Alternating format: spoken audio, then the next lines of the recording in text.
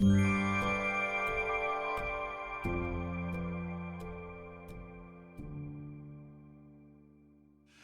So Gio, finally, after 2 years after it came out of the 2019 festival, almost 3 years now. Yes. You finally get to do Nan in the Lower Body. Finally. Yes. First play I read when I got this job 2 years ago. Really excited about this play when I read it. I'm so thrilled that we're doing the world premiere of it in this season. Me too. Yeah. Tell us a little more about what moved you about this piece and when you first worked on it and how it came to you and all that stuff. I'm lucky in that I have worked with the playwright Jessica Dickey as an actress. So that's how I knew her first and foremost. But I knew she was a beautiful playwright. And so we were in Cleveland together doing a play, and I said, what are you working on that's not already promised to other people? Mm-hmm. And she said, I've got this piece about the guy who created the pap smear. Mm-hmm. And it's I went, I'll read that. And it was fascinating because I read the play, I guess that would have been 2018. So the Me Too movement was full blown. Mm-hmm. A lot of every woman I know was looking at their career and their life, reframing it in this context, questioning things, and including in this business, the mm-hmm. things I've been asked to do as an actress, the things Jessie was asked to do as an actress, or that we've asked other people to do as playwright and director. Mm-hmm. And I sat down to read this play, and I found myself weeping because of the beauty of the story and this man who, I mean, I'm a woman of a certain age who's experienced the pap smear many times and never gave it a second thought as to why, who, mm-hmm. when. And suddenly I'm looking at this story about this Greek immigrant who in the 20s started questioning women's health care and could we do better? Should we be doing better? And could not move the needle on the conversation until the 50s. And that he was able to say to human beings, can we please separate a woman's reproductive organs and sexual organs from her sexuality? Mm-hmm. And can we look at this human being who is dying from diagnosable ailments, and can we do better? And the way Jessica has written his reverence and respect for women, what is breathtaking. Yeah. It is so beautiful. And I read that and thought, yes, this is how I want people to speak about women. This is how I want people to see women. And so sharing that with our audience was so exciting. But within that, within his story is a deeply personal story about Jessie Dickey's family and their relationship to Dr. Pap, mm-hmm. and her grandmother who was a renowned cytologist, who also instrumental in the care of women and the care of human beings. And then within it, I mean, Jessie comes from this fascinating family because her grandfather is a preacher, and I'm not actually sure of the denomination because it's very universalist, very mm-hmm. humanist. And again, in the way they speak about human beings and what how we receive each other, how we see each other, how we relate to each other. Mm-hmm. The conversation is fascinating because the two men in the play don't agree necessarily. They agree on one thing, that women are to be revered in some way, mm-hmm. but why and how they approach it is very different. Yeah. And then the two women in the play are just utterly fascinating. Yes. This woman who in the 50s decides that she is going to study with Dr. Papanikolaou on his cutting-edge pap smear. Yes. Shows up to work with him, and his wife, who was instrumental in his explorations. I mean, she was his guinea pig. Yeah. And her story of how, at this phase in her life, her value as a woman and how that's changing is also profound and beautiful. And I've never seen a play, there's never, it's love from different angles, and yet it's dramatic and it's fascinating. And I just found it to be special in what it was doing. It sure knocked me out the first time I read it. And just watching the auditions recently, I was so moved, you know, hearing Dr. Papp talking about the woman's reproductive system as a galaxy, and that there's a whole galaxy in there, and that we have to arm ourselves and arm our society to protect that space. Yes. And therefore the women who embody that space, and that there's a whole galaxy inside of there that people have been afeared of, have been not knowledgeable about, and have not been respectful of. Tried to control, contain, Yeah. Legislate. Oh yeah, we'll get into that in a minute. Yes.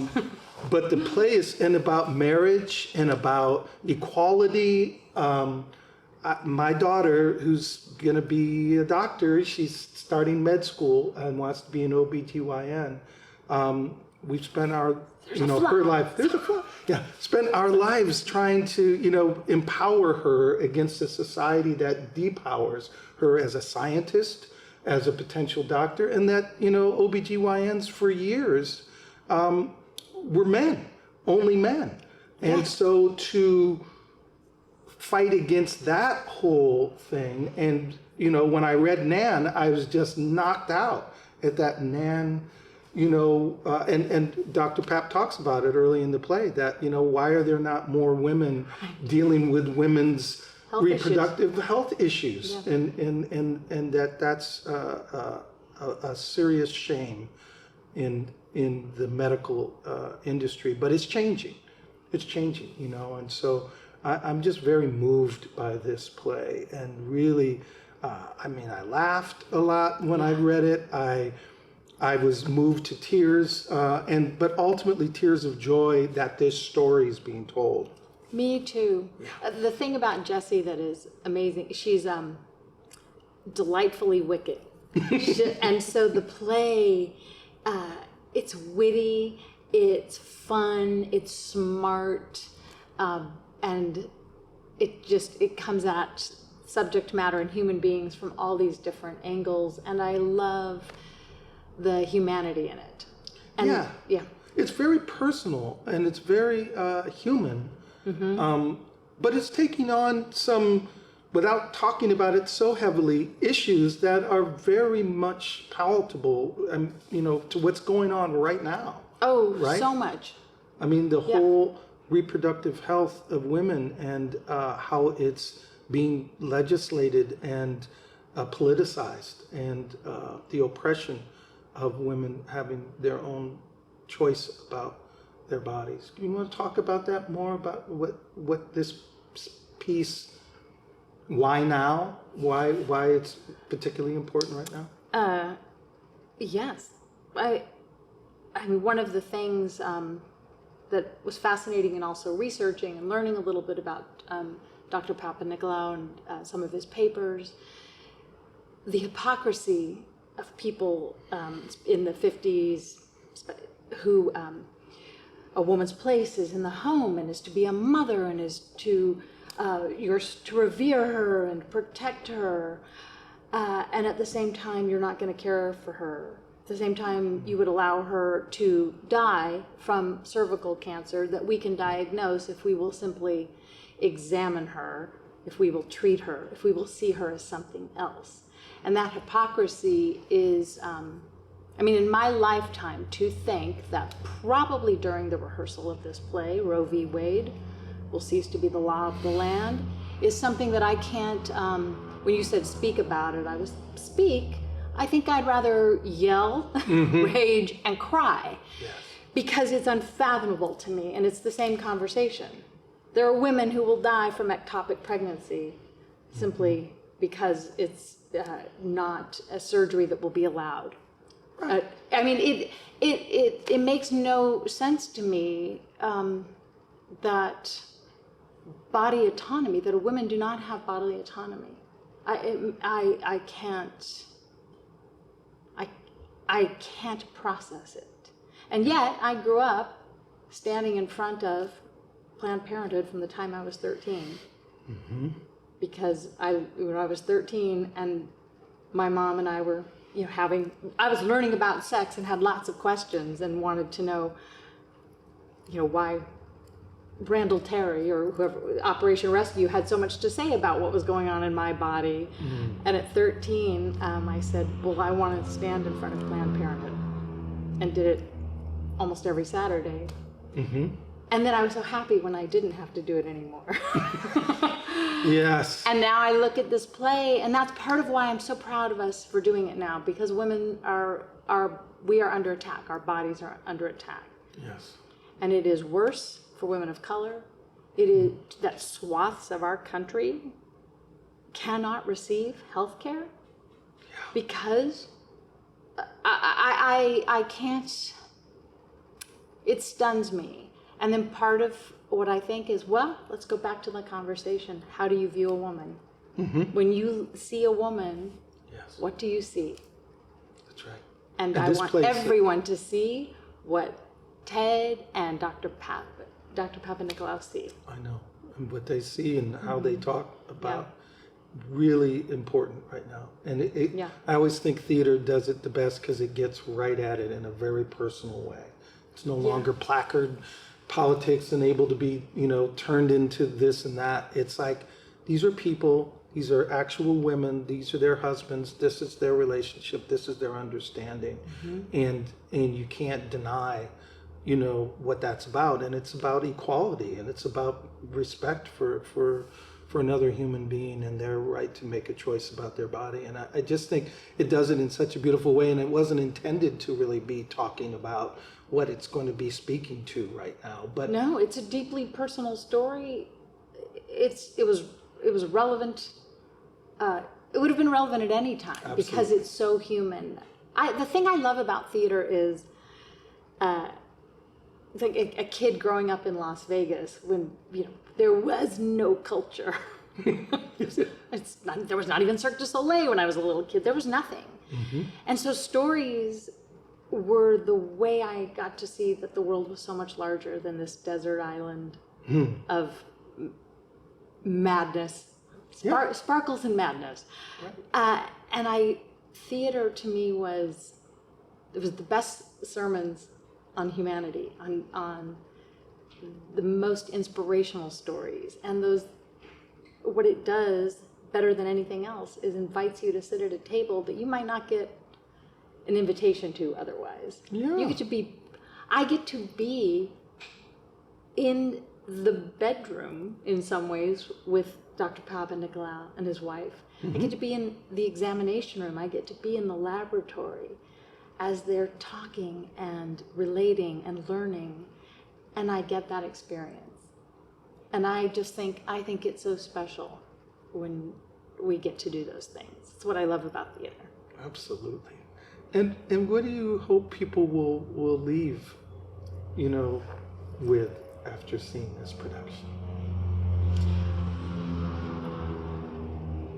There's a joy to. I want them to walk out inspired. I want them to walk out. I want every woman to walk out proud and feeling seen. What happened in the New Works Festival was so beautiful because in the New Works Festival we present the play once, and then there's rehearsal time, and then you go back and you get to do it again. Mm-hmm. And something is special when people return and bring friends and family. Mm-hmm. And the number of groups of female friends who came to the second presentation because they had been to the first, and brought family members, brought their sons, mm-hmm. brought girlfriends, because of the conversations that the play engenders. It was that to me, I was so proud of that with the number of people who came up and said, I brought my grandmother and my mother, I brought my son. And I want people to leave the theater talking about, first of all, the value of women, but how are we doing as people? Valuing immigrants. Yes, Dr. Papanikolaou. Greek. Yes, he is. And he, and experienced prejudice deeply. at Cornell. At Cornell, he was in the anatomy department because they didn't take him seriously enough to put him in any medical division in the sciences. He was in anatomy. And his wife was ostracized.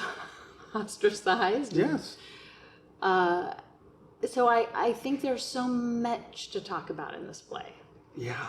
And I want people to feel inspired and excited about,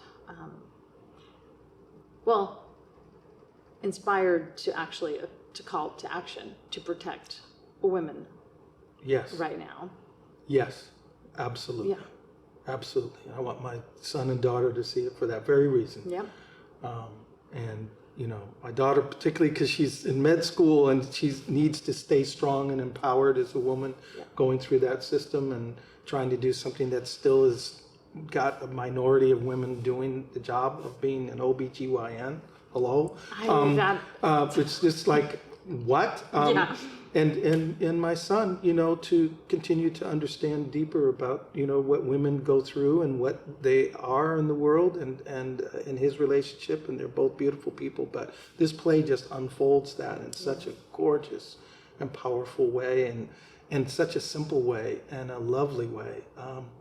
But that image of the galaxy is just, it has totally blown open, so, men will enjoy this piece, and I think will be enriched deeply by it. Women certainly empowered by it, but men need to see this play too. I think so too. And I mean, Dr. Papanikolaou is a character. He's great. I mean, to move the needle as he did took all of his skills. He was an entertainer. Yes. He was an intellect. He was just powerful. He was a chameleon in some ways, and I think that's something that happens to a lot of people who aren't seen in the country.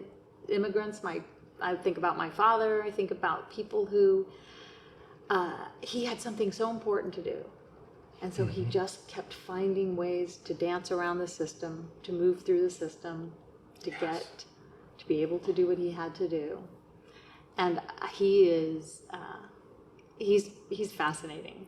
He is. And now. And funny, really funny. He's so funny. He's really funny. He's so funny. I've had some very strange conversations in very strange positions now from after reading the play. Whenever I see my GYN, I'm like, do you know who Dr. Papanikolaou is?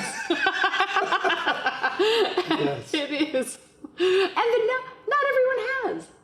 I also can't believe that. Yeah. No, I know. I know. I mean, I've been married for over 35 years. Only in the last 4 years has my wife ever spoken to me about a pap smear, about actually the experience of it. Yeah. I mean, it was just sort of a thing. She's like, I didn't want to talk to you about it. It's my own thing I have to deal with. But she talked to me through it all about 4 years ago. And I had never really asked because I didn't know that was something she was going to do even. And I was very moved and like, wow, so you have to do this? How often? And what is it? And it feels like what? And it was very cold. And it was because she had had a bad experience. Usually she had sort of the same person for years. And then when we moved, she went and she said, yeah, it was not great. And it really affected her. And I was glad we were able to talk about it. But I mean, generally they're done, I think, pretty well by everyone, but it's a clinical procedure that's really not all that comfortable or fun to go through, right? And you do it on stage-ish, right? A theatrical kind of version? We do, yes. I mean, it is an interesting moment